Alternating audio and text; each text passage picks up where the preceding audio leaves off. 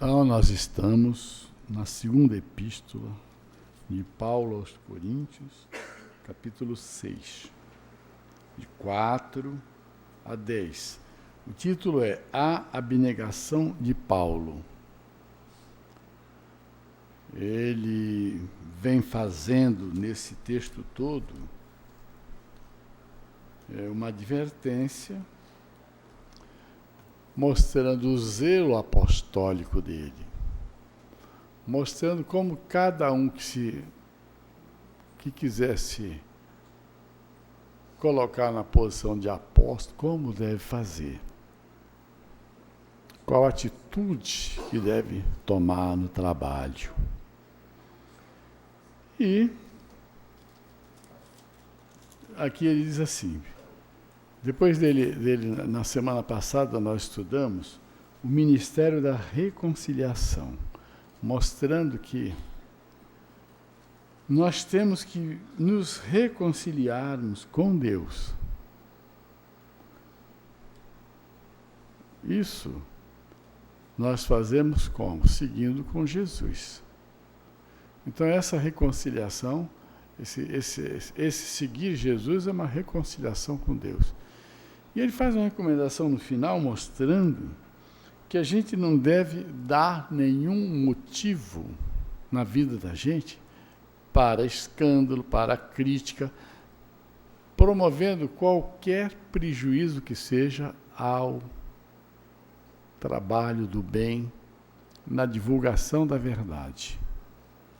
E aí diz assim, pelo contrário, em tudo, recomendando-nos a nós mesmos como ministro de Deus, na muita paciência, nas aflições, nas privações, nas angústias, nos açoites, nas prisões, nos tumultos, nos trabalhos, nas vigílias, nos jejuns, na pureza, no saber, na longanimidade, na bondade, no Espírito Santo, no amor não fingido, na palavra da verdade, no poder de Deus, pelas armas da justiça, quer ofensivas, quer defensivas, por honra e por desonra, por infâmia e por boa fama, como enganadores e sendo verdadeiros, como desconhecidos e, entretanto, bem conhecidos, como se estivéssemos morrendo e, contudo, eis que vivemos,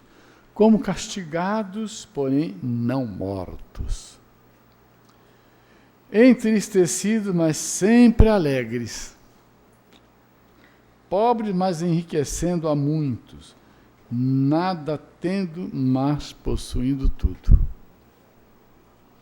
Dá para a gente seguir um pouquinho disso aí?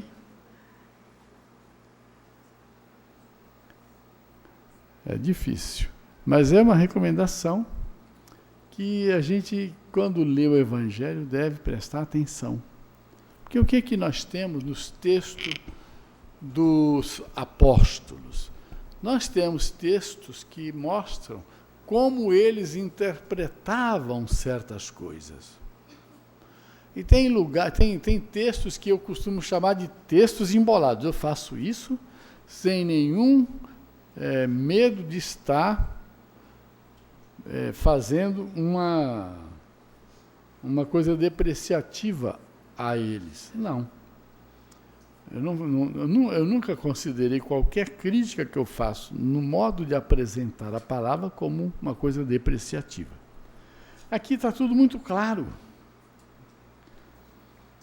Ele diz assim, recomendando-nos a nós, como ministro de Deus, aí ele então discorre sobre tudo isso.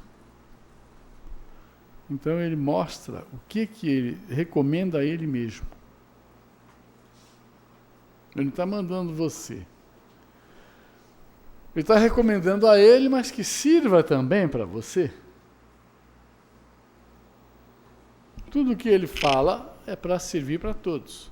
Mas essa maneira como ele fala aqui é muito, muito interessante. Então ele recomenda para ele mesmo paciência, nas aflições, nas privações, nas angústias, nos açoites, nas prisões, nos tumultos, nos trabalhos, nas vigílias, nos jejuns, na pureza, no saber, dizendo que a gente tem que falar a verdade, que a gente tem que suportar todas as infâmias, todas as calúnias, todas as críticas, tudo que vier contra nós. Mas quando ele escreve isso, ele já está um indivíduo muito maduro. E ele já passou por tudo isso e venceu. Ele venceu. Vencer uma calúnia. Você sabe que o outro é caluniador. Aí você fala, mas eu sou do direito, por que eu tenho que passar por isso? Foi o que o Divaldo falou para Joana. A Joana falou, vem cá, não é uma calúnia? É. Não é uma mentira? É. Então por que você está preocupado?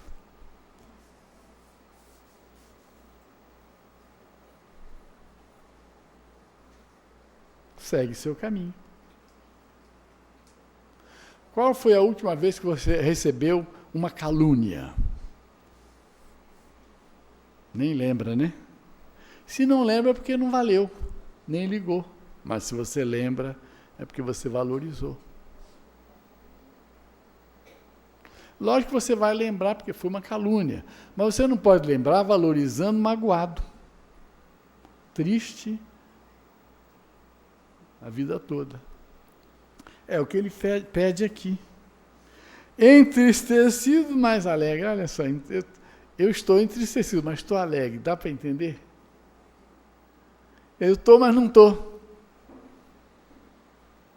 Pobre, mas enriquecendo muitos. Como é que ele enriquece muitos? Ensinando o Evangelho. Apagou esse negócio aqui, hein? Tá bom?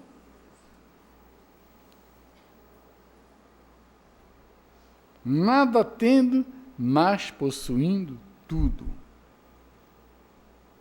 Isso é alta filosofia, é coisa de filósofo da maior grandeza.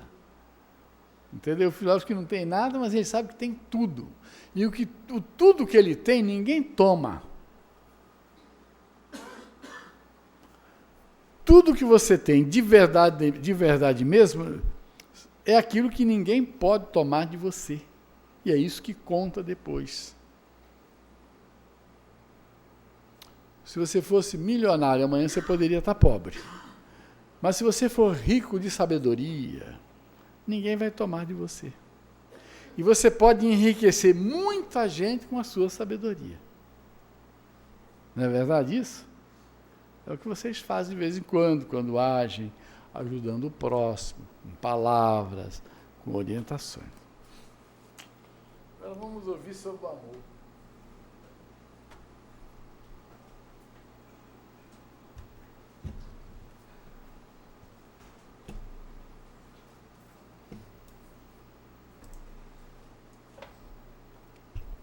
Boa tarde a todos. Muita paz para a gente, harmonia nessa tarde. Primeiro, agradecer a oportunidade da tarefa, né? E dizer que eu não vou ficar mais tanto tempo, João, sem fazer palestra, porque hoje é prova, né? Hoje não tem computador, não tem apresentação, e a gente vai ter que contar aí com a atenção de vocês, né? Porque sei que às vezes dá um soninho aí na tarde com esse ar-condicionado. E sem a tela aqui para ler, talvez a atenção de vocês vá para outros assuntos. Então, se a gente puder trazer a nossa atenção para cá, para a sala, o assunto é bem interessante, como todos, né, que a gente traz aqui. E nós vamos falar hoje, quem tiver com o Evangelho segundo o Espiritismo, pode abrir no capítulo 11, um dos últimos itens lá, na Instrução dos Espíritos. A gente vai trazer, são 3 instruções, 3 mensagens, né? A semana passada o João trouxe a mensagem de Lázaro, e hoje nós vamos trazer aqui o estudo sobre a mensagem de Fênelon, que também trata do mesmo assunto. Então, é o Evangelho, capítulo 11, item 9. Né? Então, a gente continua aqui na lei de amor. Bom, como a gente faz aqui, né, para quem não frequenta a casa, está vindo a primeira vez, a gente lê toda a mensagem e, como eu estava prevista, a gente ia ler, eu fiz umas marcações, mas aí, como a gente não pode ver, eu vou voltar nas marcações depois com as frases que eu destaquei no texto para que a gente possa compreender melhor a mensagem, né, que ele trouxe.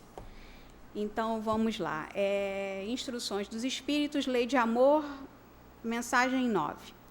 Ele diz assim: o amor é de essência divina e todos vós, do primeiro ao último, tendes no fundo do coração a centelha desse fogo sagrado. É fato que já haveis podido comprovar muitas vezes este: o homem, por mais abjeto e vil e criminoso que seja, vota a um ente ou a um objeto qualquer viva e ardente afeição à prova de tudo quanto tendesse a diminuí-la e que alcança, não raro, sublimes proporções.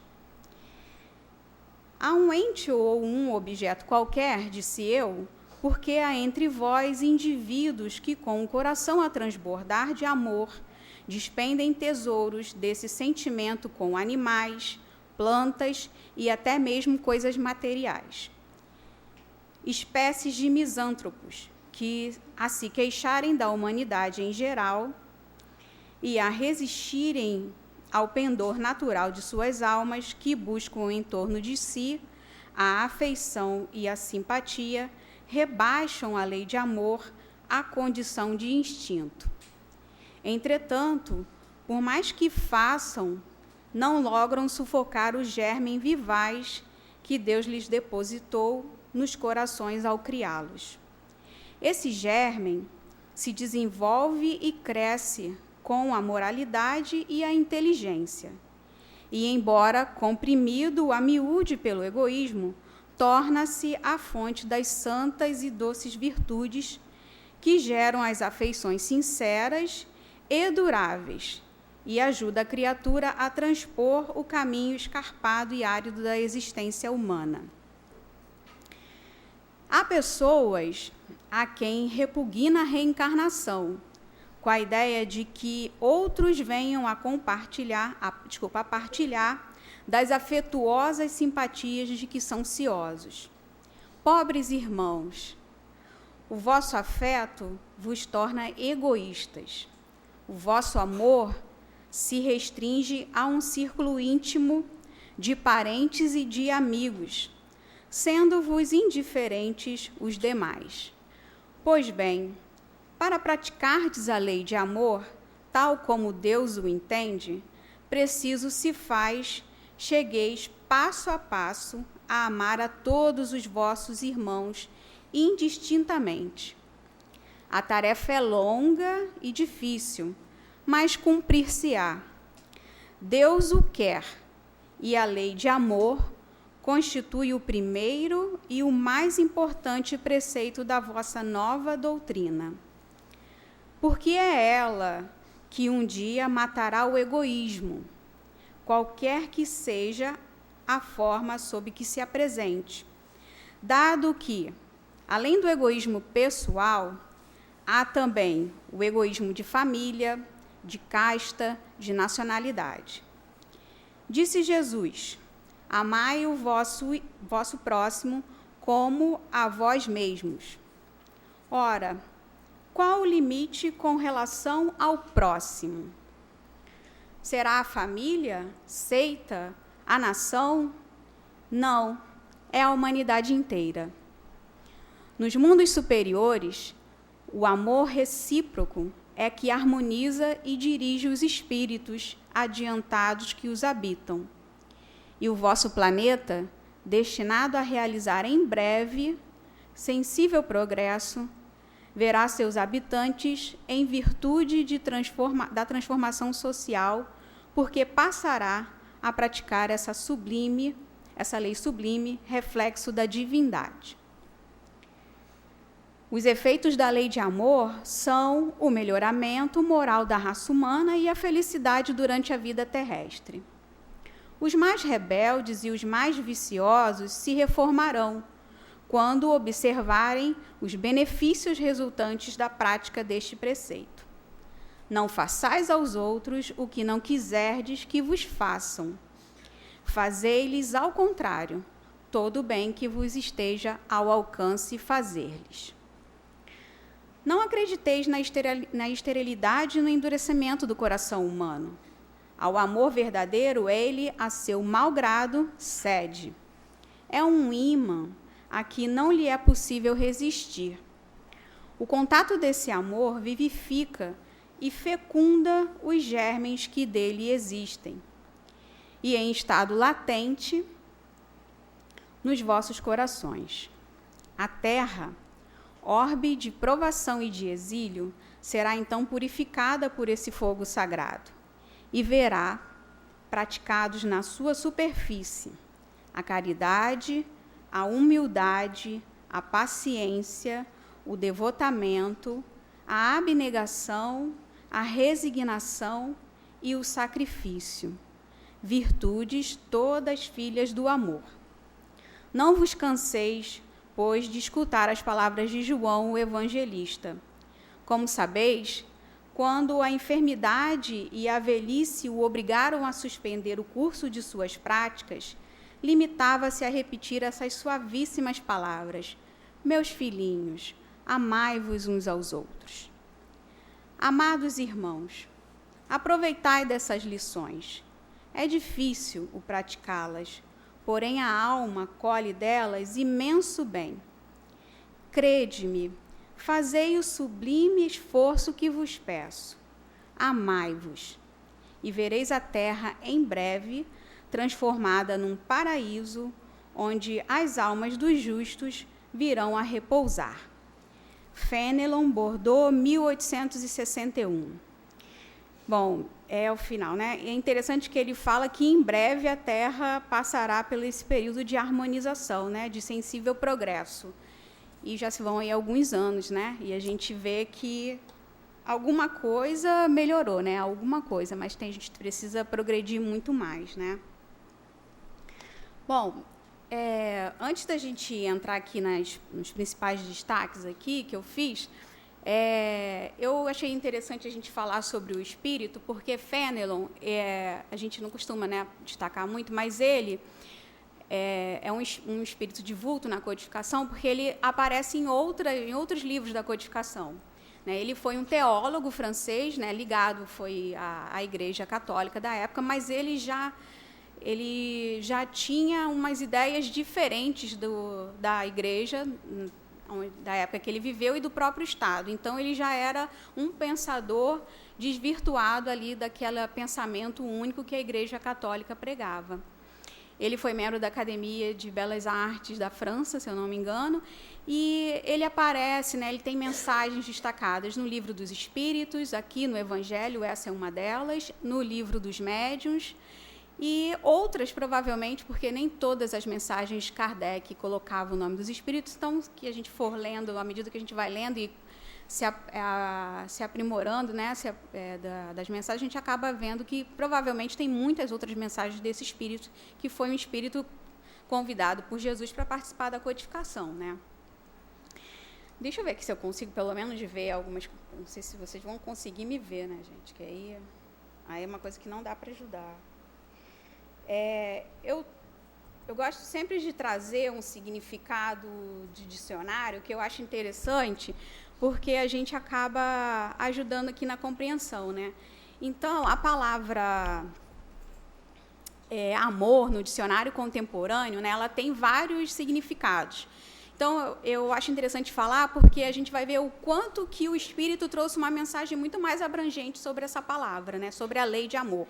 Então, amor, no dicionário, significa um sentimento afetivo, uma afeição viva por afeto, o amor a Deus, ao próximo, sentimento apaixonado por uma outra pessoa, inclinação ditada pelas leis da natureza, amor materno, amor filial, gosto vivo por alguma coisa, amor pelas artes, por exemplo, sentimento de adoração em relação a algo específico, real ou alguma coisa abstrata.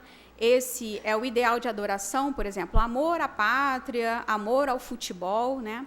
Excesso de zelo e de dedicação, por exemplo, eu trabalho com amor. Na mitologia, é a palavra que designa o Cupido, né, que é um deus romano do amor. Na religião, ela é um sentimento de devoção direcionada a alguém ou um ente abstrato, por exemplo, devoção, adoração, amor aos preceitos da igreja. E a palavra ela é de origem latina, né, amor oris. Bom, vamos agora lá às frases que a gente destacou. Bom, dentro do texto, a gente pode ver que o Fenelon deu... a mensagem é muito rica, né? Então, assim, o estudo é bem interessante, apesar de terem 3 mensagens diferentes, né? 3 instruções diferentes, cada um vai trazer um pouquinho aí do que é a lei de amor, né? Então, lá no começo, ele diz assim: o amor é de essência divina, e todos vós, do primeiro ao último, tendes no fundo do coração a centelha desse fogo sagrado. Então, ele diz o seguinte lá, né, que do mais desprezível dos homens, o mais abjeto, aquele mais endurecido, né, o maior criminoso que a gente possa imaginar, ele, em algum momento da vida dele, ele vai demonstrar esse sentimento de afeição. Mas aí por quê, né? Porque todos nós possuímos isso dentro de nós. Por que nós possuímos essa força, né, esse amor dentro de nós? Porque nós fomos criados por Deus. E aí entra o Espiritismo, né, essa doutrina que a gente hoje está aqui buscando praticar. Porque o Espiritismo trouxe para a gente uma visão diferente de Deus, né, que a gente vem ao longo de muitos anos, aí, de várias encarnações, tendo como uma informação. Então, ele desconstrói o Deus homem, né, antropológico, com barbinha. Ele diz que Deus é a causa primária de todas as coisas. E quando a gente passa a conhecer Deus dessa forma, a gente começa a entender a essência, né, desse ser e compreender a importância dele na nossa vida. Por quê? Porque, através disso, a gente vai chegar ao nosso autoconhecimento e compreender a nossa realidade como seres eternos. E vai nos mostrar que somos, sim, realmente centelhas da criação divina, né? Fomos criados simples e ignorantes, todos com o mesmo princípio. E como nós somos a imagem e semelhança de Deus, e Deus é amor em todas as suas ações, né? Em toda a sua demonstração, nós temos a essência do amor dentro de nós. Então, é por isso que, em algum momento da vida, qualquer um de nós, mesmo aquele que a gente percebe, né, o mais difícil de todos, o mais abjeto, ele vai mostrar isso em algum momento, porque isso faz parte da nossa criação. Ele diz também que há pessoas, né, aqueles que rebaixam a lei de amor à condição de instinto. Então, a gente pensa o seguinte, né, instinto, ele também faz parte de todos nós, né, o nosso princípio lá, né, quando fomos criados, isso o João falou lá na primeira instrução, né, de Lázaro, mostrou lá os homenzinhos desde o início. E quando a gente tem essa exageração do instinto de conservação, o que nasce dentro de nós? Nasce o egoísmo, que é o contrário do amor próprio, né? Então, esse egoísmo é o sentimento que retém o nosso amor, que é como se fosse uma barreira que a gente cria para não sentir e para não doar o nosso amor. Mesmo sendo o amor próprio, né? Quando a gente desenvolve e conhece, a gente consegue doar. Mas quando a gente exagera esse outro lado do nosso instinto de conservação, de preservação, nosso e da nossa família, a gente acaba exacerbando o egoísmo dentro de nós. Então, é por isso que muitos, né, de nós rebaixamos a lei de amor ao instinto. Mas ele diz que, apesar disso, né, ele fala, entretanto, por mais que façam, não logram, quer dizer, não conseguem sufocar os germes vivais que Deus lhes depositou nos corações ao criá-los. Esse germe se desenvolve e cresce com a moralidade e a inteligência. E aí, a gente pegando para analisar esse trecho, ele fala lá que muitas pessoas se devotam seu amor a objetos, a animais, plantas e coisas materiais, né? E aí, eu fazendo estudo, eu fiquei pensando, né? Eu tenho uma cachorrinha, ela já está bem idosinha, 16 anos, e está numa fase que a gente está ali se dedicando total a ela.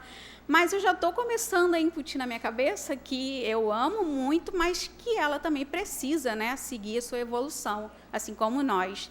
E também a gente tem que dosar esse amor, né? Não exagerar, né? Porque, por mais que seja um irmão nosso, né, ela ainda está na fasezinha dela de animal. Mas a gente vê que há pessoas que, de alguma forma, exageram esse amor, né, de tanta intensidade. Mas como é que elas fazem, né? Elas acabam canalizando isso e se queixam da humanidade, culpam a maldade alheia, né? E para justificar o quê? Para justificar esse devotamento exagerado, não pelo outro, né? Mas pela coisa, pelo objeto, pelo animal. Isso está errado? Não é que esteja errado, né? Mas é aquele momento ali, né? De alguma forma, ele está dedicando amor. Se é certo ou errado, não. Ele está, de alguma forma, praticando, né? Mas só que isso acaba tendo uma conotação ruim quando você justifica não dar o seu amor para um outro, né, semelhante a você, porque a humanidade inteira é má. Não é isso, né? Não somos todos maus. E mesmo o pior de todos merece nossa compaixão, nosso amor. E aí, Fenelon diz que para sufocar esse germe que Deus depositou em cada um de nós, nos nossos corações, isso quando a pessoa faz isso, é só por uma questão de tempo. É um paliativo. Por que ele diz que é um paliativo? Porque a gente disse lá no começo, nós todos fomos criados iguais. Todos nós temos esse germe sagrado. Então, em algum momento da nossa vida, em uma oportunidade qual for, a gente vai fazer esse amor brotar, esse amor fortalecer, esse amor vir de dentro de nós para que a gente possa compreender melhor. E aí ele fala que isso vai vir quando? Como? Com o desenvolvimento da moralidade e da inteligência, isso junto, né? E o amor, quando isso vai ocorrer, ele vai vencer o egoísmo. É isso que ele traz para a gente. E vamos ter fortalecidos em nós as nossas virtudes, a afeição sincera e durável. E isso vai fazer o que para nós de bem? Vai amenizar a dificuldade do que a gente encontra no nosso caminho, né? As pedras que a gente encontra no caminho. Então, a gente pode pensar o seguinte, que com o amor o fardo se torna mais leve? Se torna, né? Porque quem que a gente tem como exemplo de amor em todas as suas atitudes, que esteve aqui conosco? Jesus, né? Ele é o exemplo maior. E ele disse que com ele o fardo é mais leve. Então, com amor, o fardo sempre vai ser mais leve. E aí a gente aqui vai prosseguindo, que ele diz o seguinte, para praticardes a lei de amor, tal como Deus o entende, preciso se faz, chegueis passo a passo a amar todos os vossos irmãos indistintamente. E aí a gente pensa o seguinte, né? Que o amor... E aí eu vou falar aqui para o Alessandro. Meu amor ainda está fechado num círculo familiar, né? E ele disse que a gente precisa expandir esse círculo familiar. Mas aí também eu usei, aí, né, a gente vai trabalhando com a razão, que bom que a gente consegue praticar no círculo familiar, porque também não é fácil praticar amor no círculo familiar, não é? A gente sabe que é no círculo familiar que a gente também recebe os nossos adversários do passado, pessoas com que a gente também tem que fazer de novo uma amizade, construir de novo uma relação, né? E no círculo familiar também é muito bom para praticar o amor, né? Você consegue refletir agora, eu amo todo mundo igual na minha família? Eu não sei, né? E fica aí a resposta para cada um de vocês. Então, ele diz que, como o nosso amor ainda está muito fechado no círculo familiar, é por isso que muitas pessoas, né, muitos espíritos, repugnam a reencarnação. Lembra, lá no texto ele falou isso. Por quê? Por que repugna a reencarnação? Porque essas pessoas não suportam a ideia de partilhar os sentimentos familiares. E aí, esse afeto que ele dedica só à família dele, e não a quem está fora desse círculo, se torna, de novo, uma forma de egoísmo. Né? Essa falta de doação ao outro que não é meu próximo, ou que não é do meu sangue, também é egoísmo. Né? E aí, por isso que a gente às vezes pensa, né? Um trabalho voluntário é legal para a gente praticar isso, né? E exercitando aos pouquinhos. E aí Deus diz que Deus espera o quê de nós? Né? Amar a todos indistintamente. É a lição que ele deu, né? Que ele espera de cada um dos seus filhos. E eu fui pegando lá nas pesquisas, né? Eu gosto muito desse livro aqui, Boa Nova, né? Que é de Humberto de Campos, Psicografia do Chico. E tem um capítulo aqui que é Amor e Renúncia, é o capítulo 12. A historinha, assim, eu vou ler um pedacinho, mas eles estão voltando das bodas de Canaã e foi a primeira demonstração que Jesus deu, né? Vamos dizer assim, que diziam os milagres. Ele transformou a água no vinho e aquilo ali causou espanto para os apóstolos, né? E Pedro, Simão Pedro, que era um dos mais questionadores, né? Humberto de Campos diz que ele estava olhando para Jesus, indagando, né, por que aquele evento havia ocorrido. E Humberto diz o seguinte, que Jesus compreendeu o alcance da interpelação de Simão Pedro sobre o que tinha ocorrido, sorriu e disse o seguinte: Simão, disse ele, conheces a alegria de servir a um amigo? Aí Pedro não respondeu para ele. E Jesus continuou perguntando, falando para ele o seguinte, explicando, né?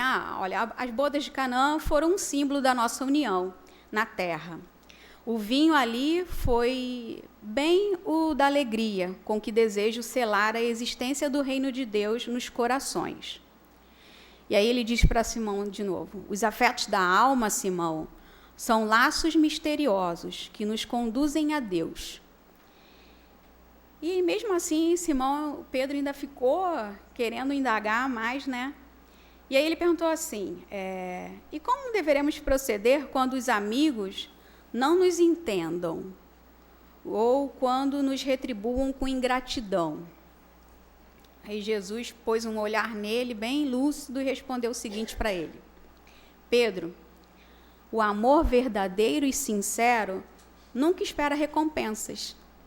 A renúncia é o seu ponto de apoio, como o ato de dar é a essência da vida. Quando a luz do entendimento tardar no espírito daqueles a quem amamos, deveremos lembrar-nos de que temos a sagrada compreensão de Deus, que nos conhece os propósitos mais puros. Quer dizer, uma grande lição, né? Porque Pedro queria saber por que ele transformou aquilo ali, qual era o significado. E ele disse que ele queria selar aquele momento de relação, de amizade, de amor, né? E falou que essa demonstração ela tem que vir com resignação. Porque, às vezes, você recebe de volta ingratidão, né? E aí acaba se fechando de alguma forma e usa daquilo ali para tratar os outros também, né? E, na verdade, não é isso que Deus quer, né? É resignação, né? E aí a gente fica pensando, é difícil, né? Eu, pelo menos, acho bastante difícil. E eu acho interessante que a gente não escolhe o tema, né? O tema é que escolhe a gente para fazer o estudo aqui. E, de alguma forma, quem está precisando mais é quem está vindo aqui na frente. Então, vamos seguir aqui. O Fenelon diz assim, a tarefa é longa e difícil, mas cumprir-se-á. Deus o quer, e a lei de amor constitui o primeiro e o mais importante preceito da vossa nova doutrina, porque é ela que um dia matará o egoísmo. Olha a responsabilidade do espiritismo, né? E nossa, né? Como praticantes, como estudantes. E, então, assim, não é fácil, né? Ele está já esclarecendo o seguinte, não é fácil, é difícil, não é curto, é longo o caminho, é de exercício diário, gente. E ele diz o seguinte, amarmos uns aos outros, sem distinção e compreendendo a verdadeira essência de amor ao semelhante, é árdua, não é fácil, e é longa. Mas ele também dá o consolo, diz que o Espiritismo nos fornece essa visão diferente de Deus, né? Essa visão que nos ajuda ao autoconhecimento e que nos convida a mergulharmos dentro de nós mesmos. Para quê? Para buscar essa centelha divina, para buscar esse fundamento que nos criou, que está dentro de nós, né? E que às vezes a gente guarda tão bem guardadinho lá e que acaba demonstrando só egoísmo com o outro. E aí, nas pesquisas, eu achei uma passagem interessante do Leon Denis, que está lá no livro Grande Enigma, primeira parte, capítulo 3, que ele diz o seguinte, o Leon diz que nós nos desconhecemos, e por nos ignorarmos a nossa origem, né, como seres eternos, e por isso ocorrer, a gente permanece numa ignorância que às vezes dura, infelizmente, uma encarnação, né? E isso é o que causa nosso atraso moral. E a citação que ele diz é o seguinte, ele diz assim, cada alma é uma irradiação da grande alma universal, uma centelha gerada do eterno foco. Nós, porém, ignoramos a nós mesmos, e essa ignorância é a causa da nossa fraqueza e de todos os nossos males, né? Pura verdade, e a mensagem vai muito de encontro com a mensagem do Fenelon. Mas e aí, o que a gente pode ir prosseguindo em relação a isso? Ele diz que há lugares em que essa lei de amor é 100% praticada, é totalmente concretizada. É na Terra? Não, ele diz que são nos mundos superiores, né? Então, ele diz, nos mundos superiores, o amor recíproco é que harmoniza e dirige os espíritos adiantados que os habitam. E aí eu vou falar para vocês, pelo menos para mim, Alessandra, é difícil de vislumbrar uma Terra assim, né, plena, com lei de amor sendo praticada. Eu ainda acho, assim, é difícil vislumbrar, não é difícil, mas ver isso concretizado, para mim, ainda é difícil. Porque na Terra a gente ainda não tem esse amor recíproco, esse sentimento maior que harmoniza o local. A gente está falando aqui de um amor amplo, não é aquele amor que está bem restrito que a gente conhece cotidianamente. E aí, somente nos mundos superiores, mundos ditosos, onde habitam os espíritos superiores, que é possível que a gente encontre essa lei de amor sendo praticada de forma concreta, não abstrata, só no pensamento, só nas palavras, como a gente está fazendo aqui. E como a Terra ainda é um local de provas, de sofrimento, e aqui ainda domina o quê? Divisão de recursos, não compartilhamento de amor, fica difícil realmente enxergar, né? E aí ele diz também, o Fenelon, que além do egoísmo pessoal no planeta Terra, a gente tem o egoísmo de família, o egoísmo de casta, por exemplo, na Índia, o egoísmo de nacionalidade. E eu me lembrei, quando ele fala do egoísmo de família, de uma palestra que eu vi da Nete Guimarães, que é sempre muito objetiva, né? E claro, se alguém não assistiu uma palestra dela que tem a oportunidade de assistir, eu não vou lembrar certinho do que ela falou, assim, palavra por palavra, mas ela deu um exemplo, ela estava falando de amor, e ela perguntava para a plateia, você ama realmente? Você ama? E todo mundo, não, amo. Ela, então tá bom, vamos dar. Ela deu um exemplo, assim, você tem um filhinho de 2 anos, uma filhinha, e ele está brincando com um coleguinha, e ele toma uma mordida na bochecha. Qual a sua reação? Primeira reação de mãe, de pai. É revolta, né? Mordeu a bochechinha do meu filho, mas o garotinho também é da mesma idade do seu filho. Você vai dizer que você está sentindo amor naquele momento ali, pelaquela outra criança? Sinceramente. Não, porque você ama mais o seu filho do que o filho do outro. E o amor que a gente está falando aqui é um sentimento que vai suplantar isso tudo. Quer dizer, é como o que Jesus falou, da outra face. Mas é uma criança, mas tem que ter amor, gente. E aí eu vim aqui, vim para o centro, vim no caminho, vim dentro do carro, e eu falei assim, poxa, eu vou tentar praticar a lei do amor, mas que é difícil no trânsito de São Gonçalo. E eu estava tentando, e aí passou o primeiro carro, saiu, quase que bateu no meu carro. Aí eu falei sozinha dentro do carro, eu não falei palavrão, porque eu não falo, né? Mas eu reclamei. E aí eu falei, nossa, reclamei, não tinha que ter reclamado. E aí segui. Aí eu pensei, né, na lei de amor, né, a lei de amor pelo outro motorista, né, pelo menos isso. A lei do trânsito não respeita, mas vamos tentar respeitar a lei do amor.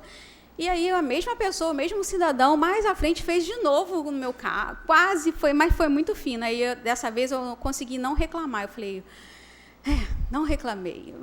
Não estou sentindo amor por ele ainda não, mas não reclamei. Mas é que eu falo, é difícil de praticar, né? O caminho é longo, é árduo, é dia a dia, é em doses homeopáticas, a natureza não dá salto, mas a gente precisa estar sempre se cobrando, né? Porque a gente está estudando, a gente está buscando aprender, a gente vem sábado à tarde aqui para ouvir a palavra, né? A palestra, então a gente tem que buscar praticar.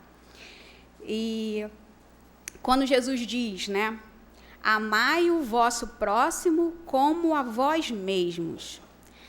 E aí, qual é o limite desse amor, né? O que a gente está falando aqui? Esse limite é o que acabamos de falar. Ele transcende a família, a nação, porque ele diz para a gente amar a humanidade inteira, sem separação, sem cor, sem raça, sem destinação sexual, sem nada. Né, sem idade, sem nada. E aí eu trago de novo aqui o Boa Nova, quando o Humberto ele fala que no momento do Calvário, né, quando Jesus já estava lá carregando a cruz, ele diz o seguinte, que no momento do Calvário, Jesus atravessa as ruas de Jerusalém como se estivesse diante da humanidade inteira, ensinando a virtude da renúncia por amor do reino de Deus, revelando por essa a sua derradeira lição. Então, para mim, esse trechinho aqui resume muito isso, né? Que é o que ele quer. Ele olhou aquela população inteira, muitos jogando pedra, xingando, cuspindo, falando muita coisa, que ele não tinha nenhum motivo, né, para estar recebendo aquilo ali, nada que justificasse, mas ele olhou ali com amor ao reino de Deus. Então, por isso que eu falo, né, é uma construção que a gente precisa fazer e em que, em algum momento, nós vamos chegar nesse processo evolutivo. E quais são os efeitos da lei de amor, né? O que ela traz para a gente, né? O melhoramento moral, nosso melhoramento moral, né? Melhoramento moral da raça humana e a felicidade durante a vida terrestre.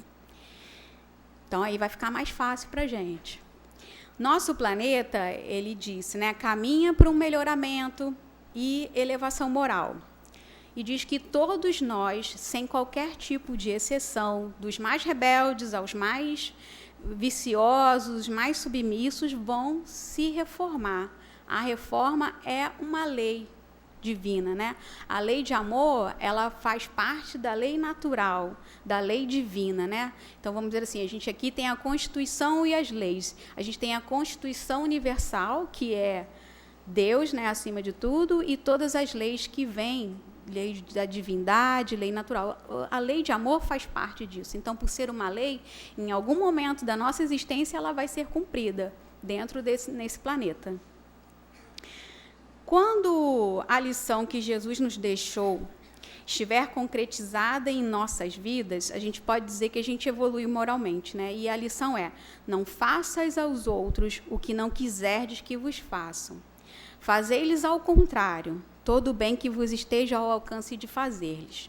Então, quando a gente realmente tiver isso de uma forma verdadeira no nosso dia a dia, com o outro, né? Fazer o bem, sem olhar quem está sendo alcançado, né? Sem o interesse, puramente porque nos faz bem, fazer bem ao outro, a gente vai ter essa lei de amor sendo praticada, essa lei de amor sendo verdade na nossa vida. Tá? E Fenelon diz o seguinte, que quando na Terra, quando que isso vai ser possível, né? Como que a gente consegue trazer isso de uma forma prática para a gente aqui?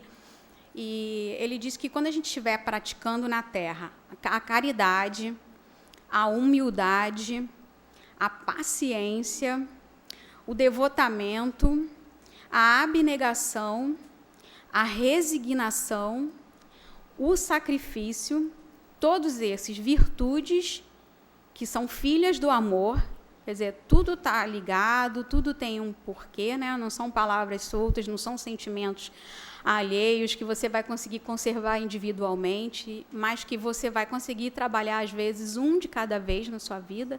Quando a gente tiver isso, segundo o Espírito, né, a gente vai estar praticando essa lei de amor.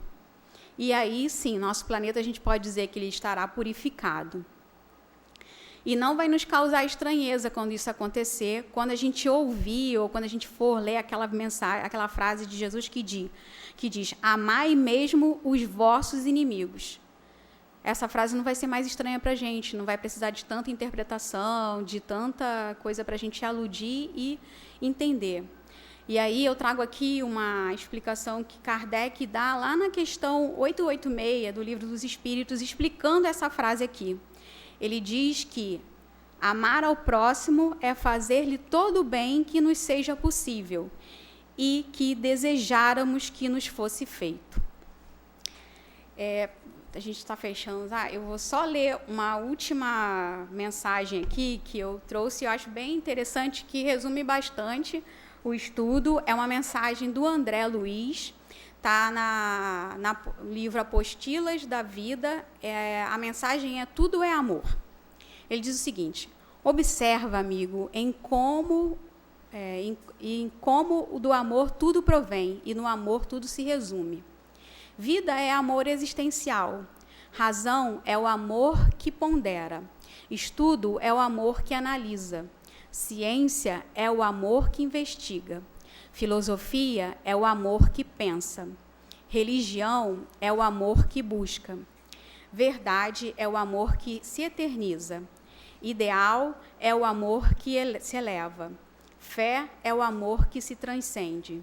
Esperança é o amor que sonha. Caridade é o amor que auxilia. Fraternidade é o amor que se expande. Sacrifício é o amor que se esforça. Renúncia é o amor que se depura. Simpatia é o amor que sorri. Altruísmo é o amor que se engrandece. Trabalho é o amor que constrói. Indiferença é o amor que se esconde. Desespero é o amor que se desgoverna.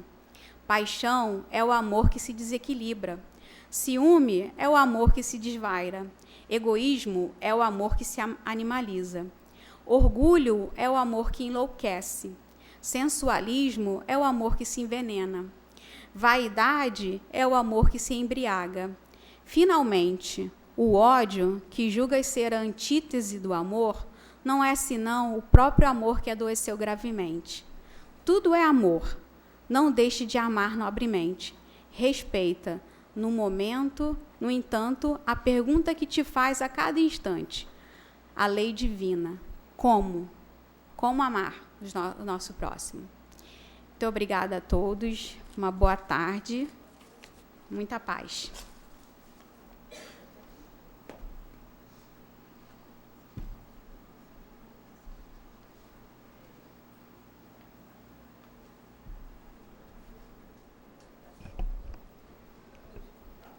Peço que apaguem as luzes, por favor.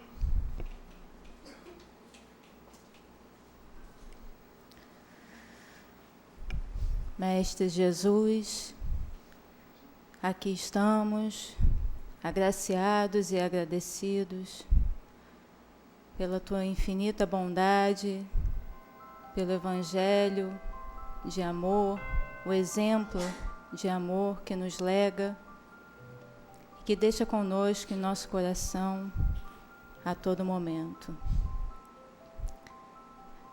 Que possamos aqui dar o nosso testemunho do bem, reforçando o nosso compromisso do trabalho na Tua seara. E pedimos que nos fortaleça enquanto indivíduos, enquanto coletividade, que nos fortaleça na paz, no amor, no discernimento e na sabedoria. Mestre, amado e querido, irmão maior que reflete a consciência do Deus Criador, pedimos que volte a sua consciência magnânima ao 17º Encontro de Crianças Espíritas de São Gonçalo, que será realizado na Sociedade Espírita Joana de Ângeles, no domingo. Que possa, na sua equipe de enviados espirituais de luz, que certamente já estão preparados, possam estar entre eles todos os que podem e querem ajudar, todos os que torcem pela nossa vitória nessa encarnação e em todas que virão, pelo êxito de sermos homens e mulheres de bem, que a sua consciência unigênita possa voltar-se para essas crianças, esses seres que também travam compromisso com o teu amor, com a tua verdade, de espalharem na terra uma condição de espíritos amorosos, benevolentes, de acordo com o seu ensino. Que o trabalho seja amparado pelas hastes e companheiros de luz em toda a sua plenitude, e que seja um foco de luz a espraiar-se por todas as regiões, partindo de dentro de cada um de nós, espalhando luz por todos os lugares, físicos e espirituais, alcançando um melhor entendimento do teu real amor, Mestre. E que sempre possamos ter como norte o teu exemplo, e que sigamos assim, em paz, em amor, trabalhando no bem, com o teu amparo, a tua luz, dando o nosso testemunho de amor e unindo-nos cada vez mais ao Deus Criador Supremo, como centelhas divinas que somos. Fica conosco, Mestre, hoje, agora e sempre, que assim seja.